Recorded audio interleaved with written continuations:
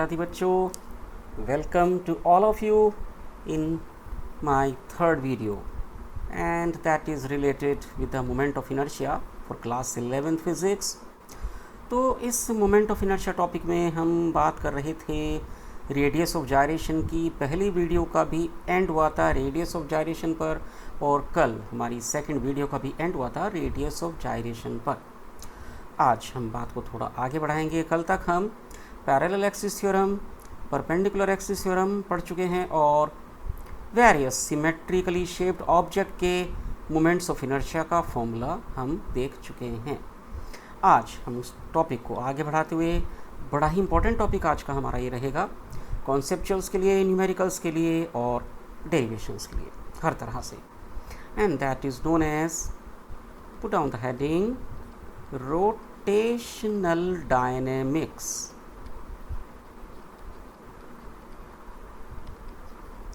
This is known as. In this topic, we will do what? We will define moment of inertia in various other forms. हम moment of inertia की definition क्या जानते हैं? It is the rotational analog of the term inertia. बस इतना जानते हैं इसके बारे में और ज़्यादा कुछ नहीं। आज हम मोमेंट ऑफ इनर्शिया को कुछ बहुत इंपॉर्टेंट टर्म्स में डिफाइन करने वाले हैं। ओके, तो इस सब के लिए सबसे पहले हमें एक सिस्टम कंसीडर करना है। फिर से a rotating system rotating about any of the axes. This is a rigid system assumed to be rotating about this y-axis with an angular velocity omega, with an angular acceleration alpha. कुछ extra terms आज यहाँ पर include हो जाएंगी। Its various particles, particle of mass m1 at a distance r1, particle of mass m2 at a distance r2 and so on. और जो different terms हमें और आज कंसिडर करनी है, this particle of mass m1, it will be having linear velocity v1, m2 that will be having linear velocity v2, linear acceleration a1, linear acceleration a2, and they will be experiencing forces also. Let it to be f1, f2 and so on. So हमने ये जितने particles इसके थे m1, m2, m3, m4, जितने भी masses थे, उनके लिए कुछ इंडिविजुअल टर्म्स हमने और कंसीडर करी। उनके ऊपर लगने वाला फोर्स, उनका जब फोर्स है तो देखो एक्सेलरेशन तो होगा ही न्यूटन के सेकंड लॉ से, तो उनमें एक एक्सेलरेशन है a1, a2 एट्सेट्रा, उनमें वेलोसिटीज़ हैं v1, v2, v3 एट्सेट्रा। लेकिन जो सिस्टम की एंगुलर वेलोसिटी है ओमेगा और जो सिस्टम का एंगुलर एक्सेलरेशन है अल्फ़ा, बच्चों ये बात हमेशा याद रखना, वो सेम रहते हैं पूरे रिजिड सिस्टम के, उनमें कभी कोई चेंज नहीं होता। इस बात को नोट कर लें तो भी अच्छा रहेगा। Linear velocity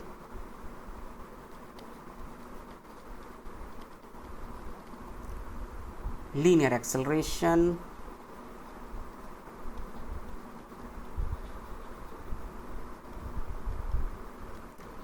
of all the particles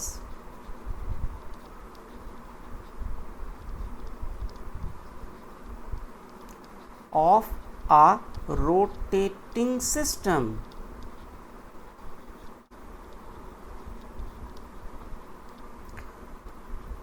will be different, may be different. हम कह सकते हैं will be different, हम कह सकते हैं may be different, दोनों सही हैं। but angular velocity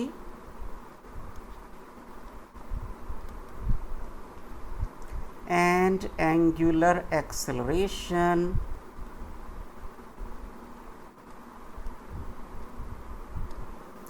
of whole of the system, or we can say for every particle,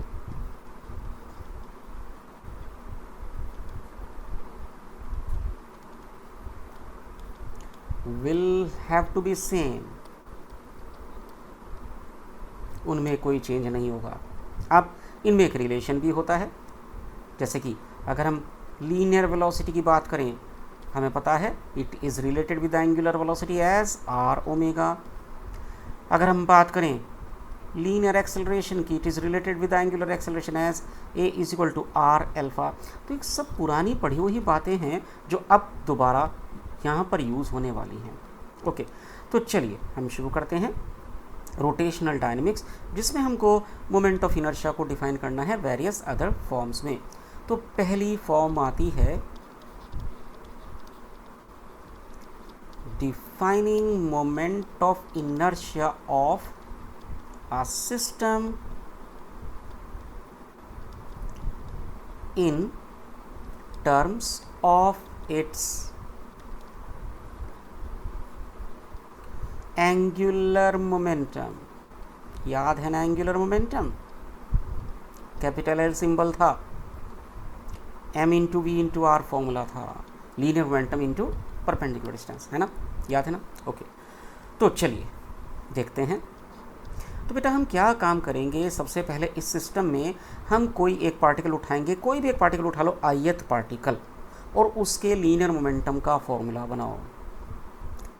for any ith, I stands for intermediate, for any ith particle of the system, हमें पता है क्या कि उसका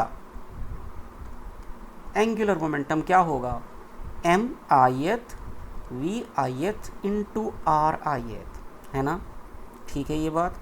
okay जी, अब हम क्या काम करेंगे, इसका जो v है ये हमने देखा है ना, ओमेगा में कैसे कन्वर्ट करना है, v is equal to r omega, तो और l ith is equal to m ith, v की जगह r ith omega ith, no no no no, omega ith कहाँ, ओमेगा तो सेम रहेगा, तो ओमेगा का कोई सबस्क्रिप्ट नहीं, m ith r ith omega into और क्या था आर ith, दिस इज। तो अब जरा इसको सिंप्लीफाई करें तो क्या बन गया, m ith r ith square into omega, this is the angular momentum of one particle. तो पूरे सिस्टम का यदि हम निकालें एंगुलर मोमेंटम,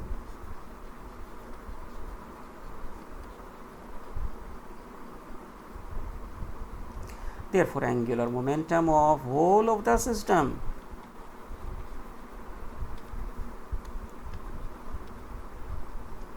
L क्या बन जाएगा, summation of m ith r ith square omega, where what is this I? This I is a variable, it is varying, it will be varying from 1 to n as we are having n particles in the system। अब देखो बेटा, ये omega तो यहाँ constant है, ये तो summation में इंक्लूड नहीं होगा, हम इसको यदि बाहर लिखें और ये बन गया m ith r ith square, where I is varying from 1 to n। याद करो पहला लेक्चर, पहली क्लास, मोमेंट ऑफ इनर्शिया की पहली क्लास, ये जो ब्रैकेट में है समेशन, ये क्या है, ये मोमेंट ऑफ इनर्शिया का फॉर्मूला है। तो हमें क्या मिल गया, this is I into omega. Angular momentum का एक और फॉर्मूला आज हमने ऑब्टेन कर लिया। तो यहाँ से इस फॉर्मूले की हेल्प से I क्या बन जाएगा, I will be L by omega, है ना। अब एक काम करो, ओमेगा यदि यहाँ रख दिया जाए यूनिटी 1 रेडियन पर सेकेंड, तो what will be this I is equal to L। मिल गई definition.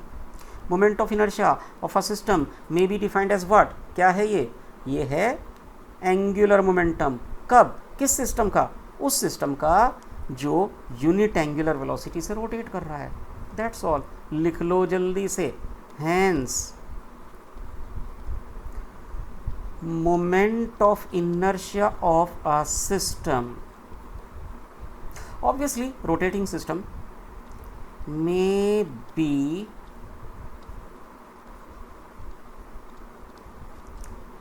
defined as the angular momentum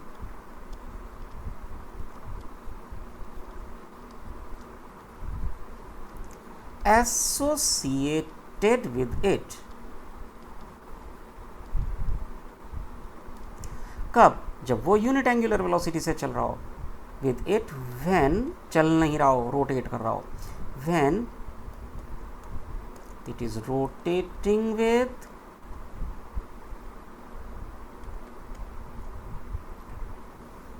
unit angular velocity. एक बड़ी ही इंपॉर्टेंट चीज़ हमको मिली। अभी आगे भी मैं बताऊंगा इसका और क्या इंपॉर्टेंट यूज़ हो सकता है। फॉर द टाइम बिंग ये पहला टॉपिक था, फिनिश हुआ। आगे बढ़ेंगे अगली डेफिनेशन मोमेंट ऑफ इनर्शिया की। And now I will define moment of inertia in terms of torque acting on the system. तो defining moment of inertia of a system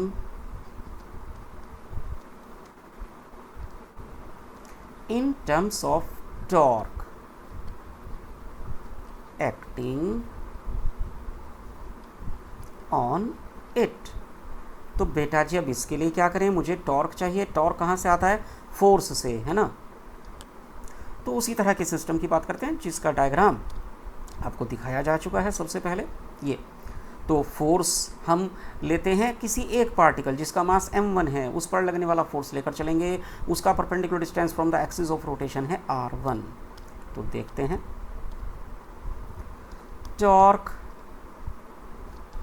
acting on any intermediate particle means ith particle, tau ith। बेटा क्या formula होगा, force और force ith r ith, force और perpendicular distance का product. अब यहाँ पर यूज़ कर लीजिए आप न्यूटन का सेकंड लॉ फोर्स के लिए, m इंटू ए। तो F ith will become m ith into A ith into r ith। और अब आ जाइए आप लीनियर एक्सेलरेशन को कन्वर्ट करने के लिए एंगुलर एक्सेलरेशन में a equal to r alpha. तो क्या बन जाएगा ये m ith ए ith की जगह r ith, एल्फा ith नहीं, एल्फा सेम रहेगा। तो एल्फा इंटू r ith मतलब क्या बन गया, m ith r ith square. अब तो समझ ही गए होंगे, है ना।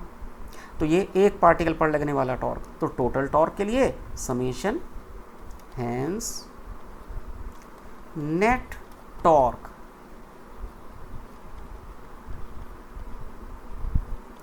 एक्टिंग ऑन द सिस्टम क्या बन जाएगा बेटा, ये tau is equal to summation of m ith r ith square where i is varying from 1 to n and alpha. लेकिन एल्फा तो कांस्टेंट है और ये हमें पता है ये क्या है, ये मोमेंट ऑफ इनर्शिया का जनरल फॉर्मूला है। लो जी हमें एक नया फॉर्मूला मिल गया टॉर्क के लिए। Torque is also given as i into alpha, right. तो यहाँ से अब मोमेंट ऑफ इनर्शिया क्या बन गया, i is equal to tau by alpha. तो अब यदि हम एल्फा यानी कि एंगुलर एक्सेलरेशन को कर दें unity, means 1 radian per second square, now what will be this moment of inertia, that will be equal to tau only. बनाओ डेफिनेशन जरा, क्या बनेगी डेफिनेशन, क्या है मोमेंट ऑफ इनर्शिया सिस्टम का। Moment of inertia of the system is equal to torque acting on it. कब, जब वो यूनिट एंगुलर एक्सेलरेशन से चल रहा हो, रोटेट कर रहा हो, सॉरी। ओके, तो चलिए लिखेंगे hence moment of inertia of a system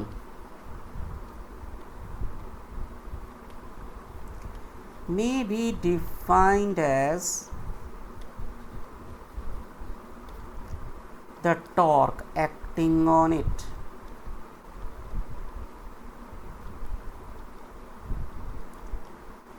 when it is rotating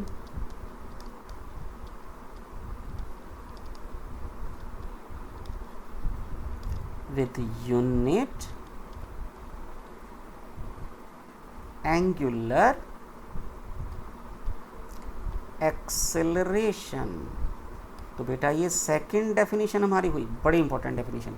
definition तो है इंपॉर्टेंट, आगे अभी जैसे मैंने पिछले वाले के लिए कहा था इनके और इंपॉर्टेंट यूजेस भी आने वाले हैं, न्यूमेरिकल्स में भी यूज़ होंगे और कॉन्सेप्चुअल क्वेश्चंस भी बनेंगे। बेटा आगे बढ़ने से पहले रिक्वेस्ट, सब्सक्राइब कर लीजिए, बेल आइकॉन दबा दीजिए, शेयर कीजिए, लाइक कीजिए। देखो जितना ज़्यादा ये सब्सक्राइब होगा, शेयर होगा, लाइक होगा, उतना मैं और ज़्यादा मोटिवेट होऊंगा आपको और अच्छा कुछ कराने के लिए। ओके, चलिए आगे बढ़ते हैं। हमारी तीसरी डेफिनेशन, और इस बार हम मोमेंट ऑफ इनर्शिया को डिफाइन करेंगे उस रोटेटिंग सिस्टम की काइनेटिक एनर्जी की टर्म्स में। ये बहुत इंपॉर्टेंट है। Defining moment of inertia of a system, of course rotating system, in terms of its rotational kinetic energy। ठीक है बेटा, तो इससे दो काम होंगे। एक तो रोटेशनल काइनेटिक एनर्जी का एक फॉर्मूला भी डेराइव होगा। आज से पहले हमें नहीं पता था। हम काइनेटिक एनर्जी बस क्या जानते हैं, half mv², that's all. But today we will obtain one more expression for the kinetic energy, rotational kinetic energy। और दूसरा तो आपको पता ही है, मोमेंट ऑफ इनर्शिया की डेफिनेशन होगी। तो क्या करते हैं, फिर से हम एक इंटरमीडिएट पार्टिकल लेकर चलते हैं, ith पार्टिकल, और उसकी काइनेटिक एनर्जी निकालते हैं। Kinetic energy of ith particle EKI, that will be given by half mi multiplied by vi square। पता ही हमको ट्रांसलेशनल काइनेटिक एनर्जी हमको पता है उसका फॉर्मूला। तो फिर से v को चेंज करेंगे, लीनियर वेलोसिटी को एंगुलर वेलोसिटी के टर्म्स में। EKI is equal to half mi for vi, that will be ri into omega, omega constant, no subscript with it, and square of it. इस square को यदि हम खोलें, we will get half mi ri square and omega square. और अब तो पता ही होगा आपको क्या करना है, हमको टोटल करना है, net kinetic energy. Hence total kinetic energy of the system, and this time it will be rotational kinetic energy. Hence total rotational, ध्यान देना, क्योंकि टोटल में कई बार रोटेशनल प्लस ट्रांसलेशनल भी हो सकती है। यहाँ टोटल का मतलब खाली रोटेशनल, मतलब हर पार्टिकल का ऐड करके। So total rotational kinetic energy of the system E K, फिर से हो गया समेशन, किसका summation, half mi ri square omega square, where i is varying from 1 to n। इस बार ओमेगा स्क्वायर के साथ साथ एक और कांस्टेंट हमें मिला, कौन, half, that is also a constant, तो उसको भी बाहर निकालें। तो E K is equal to half, then summation of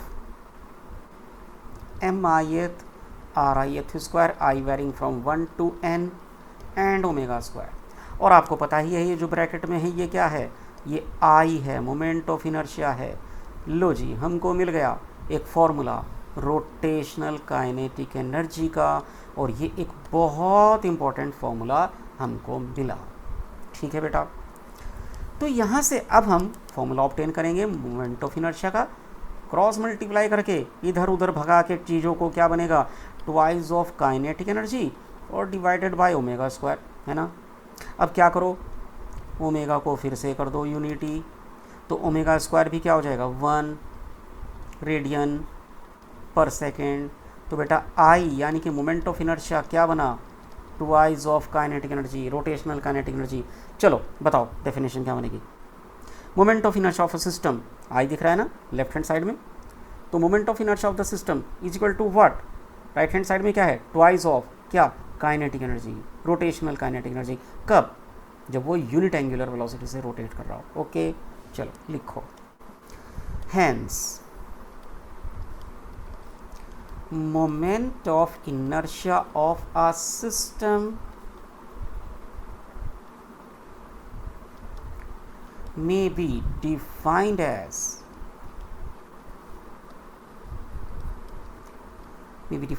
twice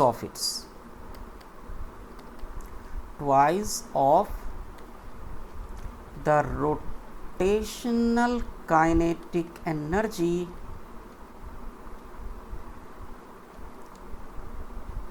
associated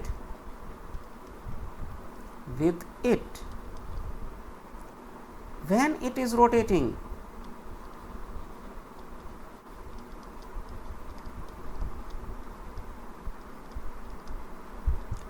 With unit angular velocity. देखो बेटा, आप देख रहे होंगे मेरा जो क्लास है, मेरे जो नोट्स हैं एग्जॉस्टिव नोट्स हैं, इनके बाद आपको किसी और नोट्स की ज़रूरत नहीं है। अगर आप इनको एज सच कॉपी करो, ये प्रॉपर आपके क्लास नोट्स का काम करेंगे। आप और यूट्यूब वीडियोस देखते होंगे तो वहाँ पर ब्रीफ होता है, या तो ब्रीफ होता है कि बस मेन चीज़ें बताई, नोट्स कॉपी नहीं करवाएगा कोई आपको, या फिर आप बहुत ही एक्स्ट्रा देखते हो, वो ज़्यादा ही एक्स्ट्रा हो जाता है। तो मतलब ये जो आप चीज़ यहाँ पर समझ रहे हो ना, ये बैलेंस्ड है, ये आपका एकेडमिक लेवल, ये आपका कॉम्पिटिटिव लेवल, ये सब कुछ कवर कर रहा है। ये बहुत इंपॉर्टेंट है बेटा आपके लिए। तो चलिए, हमारी ये 3 डेफिनेशंस मोमेंट ऑफ इनर्शिया की फिनिश हुई। ओके, अब जरा हम बीच में कह रहे थे ना, ये बहुत इंपॉर्टेंट चीज़ें हैं जो हमें पता चल रही हैं। अब देखो हम क्या करेंगे, हम एक टेबल बनाएंगे, 2 कॉलम होंगे टेबल में, बंटवारा हम कर रहे हैं। हम लेफ्ट हैंड साइड में जोड़ेंगे उन चीज़ों को which are related with the translational motion.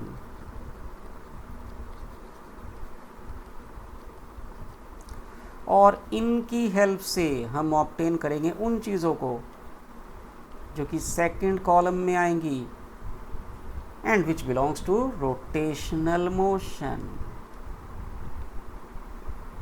Okay, तो चलिए देखो, v equals to r omega, मतलब v हमें पता है, ओमेगा पता है, a पता है, अल्फा पता है, उन चीज़ों को मैं जगह नहीं दे रहा हूँ यहाँ पर।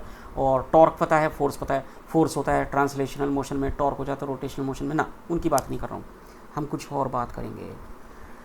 तो एक काम करते हैं, चलिए हम शुरू करते हैं, फोर्स से शुरू करते हैं।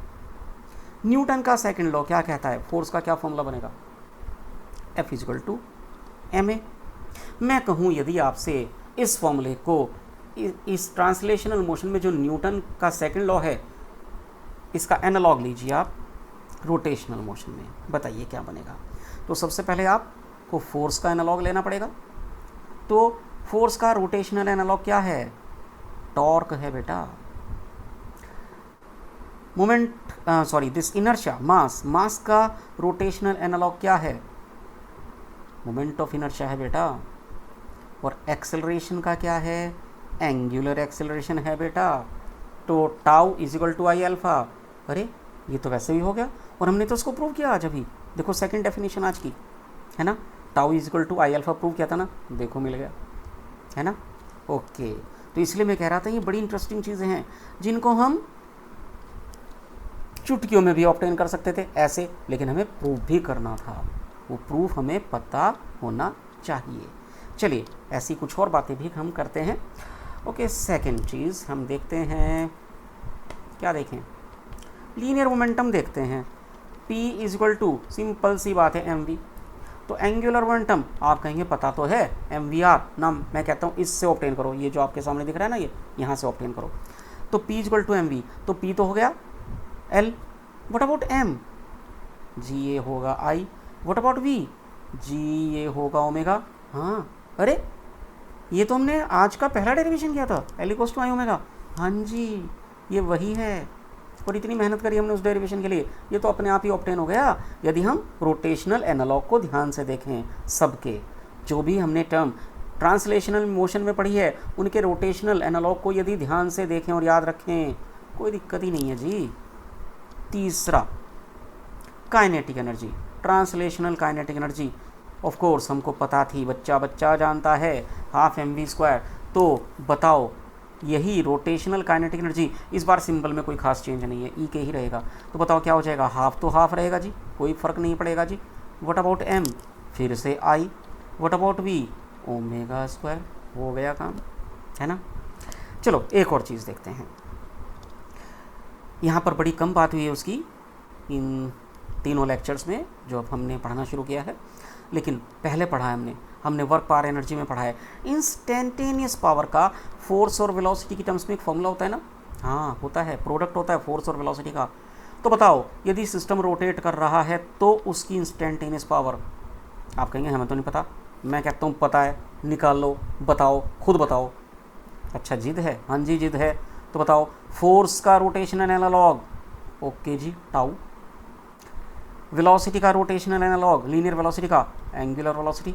अच्छा ये भी कोई फॉर्मूला है, हाँ जी ये भी फॉर्मूला है। तो हो गया ना, देखो कितना इंपॉर्टेंट।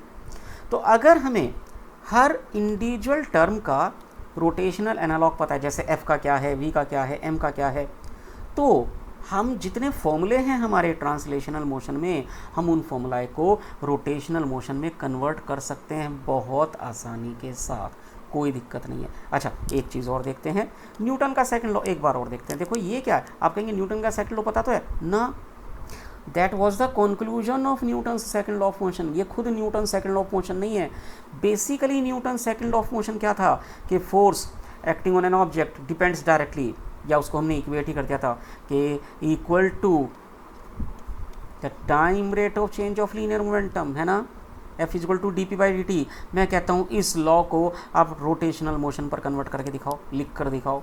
तो जी F क्या पता है हमको, टाउ, डी पी क्या L बाई डी टी। अरे वाह ये भी बन गया, हाँ। और ये जो अभी हमने फॉर्मूले ऑब्टेन किए हैं, अब इनको आगे और इनके मल्टीपल यूजेस हैं, मल्टीपल और यूज होते चले जाएंगे चीज़ें।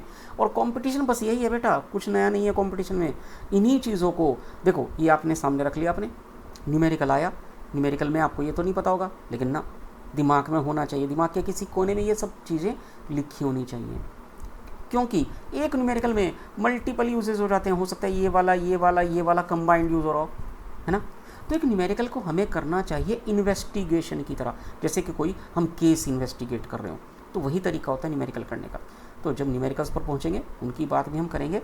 फिलहाल ये हमारी एक लिस्ट तैयार हो गई आज ट्रांसलेशनल और रोटेशनल मोशन में जो एक कंपैरिजन है। ओके, तो चलिए अगला टॉपिक, एक और टॉपिक, छोटा सा टॉपिक मैं आज पकड़ूंगा। हम बात करते हैं, अभी हमने एक पीछे वर्ड यूज़ किया था टोटल काइनेटिक एनर्जी, तो मैंने टोटल को इम्फेसाइज किया था कि रोटेशनल ब्रैकेट में लिखा था, क्योंकि टोटल में कभी कभी काइनेट या ट्रांसलेशनल भी जुड़ी होती है। यस देखो हम एक एग्जांपल लेकर चलेंगे बेटा। सपोज करें आपके पास एक हॉरिजॉन्टल सरफेस है and over that horizontal surface एक राउंड ऑब्जेक्ट वो कुछ भी हो सकता है, डिस्क है, रिंग है, स्फीयर है, सिलेंडर है, व्हाटएवर इट इज़, और वो रोल कर रहा है, तो जिसके कारण उसका centre of mass linear velocity v से आगे बढ़ेगा, खुद वो रोल कर रहा है ओमेगा, तो उसमें काइनेटिक एनर्जी भी हो गई और उसमें ट्रांसलेशनल भी हो जाएगी, हो गई ना दोनों एनर्जीज। तो हम एक उसका फॉर्मूला ऑब्टेन करेंगे। तो हमारा हेडिंग है एक्सप्रेशन फॉर द टोटल, यहाँ टोटल का मतलब आ गया rotational plus translational, expression for the total kinetic energy of a system which is rolling, लेकिन एक बात याद रखना, स्लिप नहीं होना चाहिए, विदाउट स्लिपिंग। यदि वो रोल हो रहा है और स्लिप भी हो रहा है तो उसकी वी ओमेगा से रिलेट नहीं रह पाएगी। स्लिप अगर होता जा रहा है तो v will be something else. अगर वो केवल रोल हो रहा है, स्लिप नहीं हो रहा है और रोल होकर आगे बढ़ रहा है, तो उसकी वी ओमेगा से रिलेट होगी, v equals to r omega. Okay, otherwise नहीं होगा ये रिलेशन वैलिड। तो ये बात हमेशा याद रखेंगे। तो बेटा क्या हो जाएगी उसकी total kinetic energy, that will be half mv², मतलब translational kinetic energy plus half, आपको पता है रोटेशनल काइनेटिक एनर्जी का फॉर्मूला, यस पता है, half I omega square. Okay, अब ये जो ऑब्जेक्ट रोल डाउन हो रहा है, ये ऑब्जेक्ट किस शेप का है, मतलब ये रिंग है, डिस्क है, स्फीयर है ना, ये तो हमें पता नहीं है। हमें पता बस ये राउंड है, इतना पता है। वो राउंड ऑब्जेक्ट कुछ भी हो सकता है। तो फिर एक बात बताओ, मैं इसको सॉल्व कैसे करूँ आगे? आई की जगह क्या रखूँ?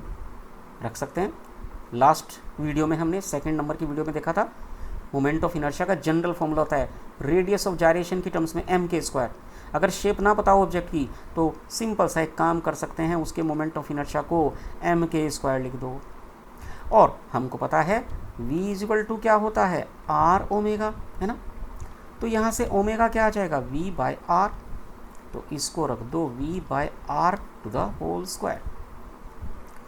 तो बेटा एक काम करो, हाफ कॉमन ले लो, या अभी नहीं कॉमन लेते, बाद में देखते हैं। Half m v square plus half m k square v square by r square. अब बहुत सारी चीज़ें कॉमन आ गई है ना, तो ई के, अब आप हाफ के साथ साथ एम वी स्क्वायर भी ले सकते हो बाहर, क्या बचेगा 1 plus k square by r square, and that is the general formula for the total kinetic energy of a system which is rotating without slipping, rolling without slipping, है ना।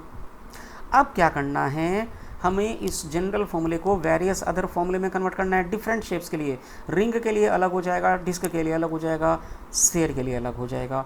कैसे करना है हम बात करेंगे अपनी नेक्स्ट वीडियो में, आज हम इसको यहीं पर रोकेंगे। आई होप समझ में आ रहा होगा बेटा। तो देखो मेरी मेहनत को थोड़ा आप यूज़फुल बनाइए ताकि मुझे भी अच्छा लगे, आपको भी अच्छा लगे। इन वीडियोस को चाहे फास्ट करके देखो, कैसे भी देखो, लेकिन इंपॉर्टेंट चीज़ों को नोट कर लो, आपके लिए बहुत यूज़फुल रहेगा। Thank you very much. Okay bye, मिलते हैं अपनी नेक्स्ट वीडियो में, और नेक्स्ट वीडियो में शायद ये आपका मोमेंट ऑफ इनर्शिया का टॉपिक मैं पूरा ही फिनिश कर दूंगा, ख़त्म कर दूंगा। बाय बाय, गुड नाइट, शब्बा खैर, थैंक यू।